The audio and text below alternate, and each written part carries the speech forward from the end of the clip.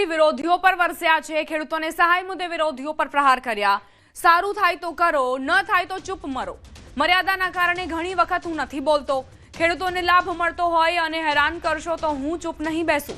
પ્રજાના વિકાસ માટે નડવાનું બંધ કરો તેવો આકરો પ્રહાર કર્યા।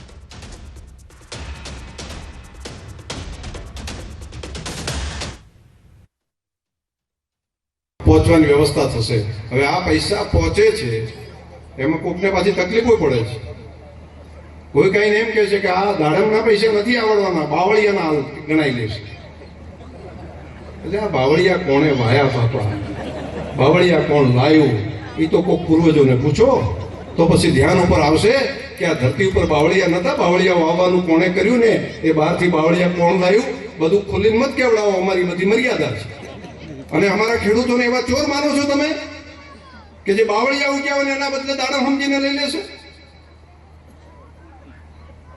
પણ જેના શરીરની અંદર જ આખો પીળીઓ વાગતો હોય તો એને તો બધું પીળું જ દેખાય ને।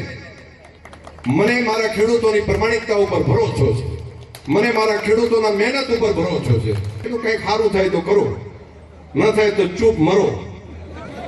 તમે કોઈને આપી ના આપો તો કાંઈ વાંધો નહીં, પણ કોકને બગાડવા માટેનું મારા ખેડૂતોની સામે પડવાનું ન કરશો, નહીંતર ન બોલવું પડે તો ક્યારેક ક્યારેક પણ મારે જવાબ આપવો પડશે।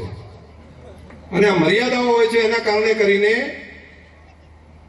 ક્યારેક હું નથી કહેતો હતો કે આપણે આપણી મર્યાદામાં પેલું વાત કરીને હું બહુ પેલું કરું, પણ તોય જો વગર કારણે અમારા ખેડૂતોને, પશુપાલકોને, આ વિસ્તારની પ્રજાને, આ વિસ્તારના લોકોને એને કઈ લાભ મળતો હોય એની વચ્ચે જો હેરાનગતિ કરશો તો ચૂપ હું નહીં બેસું।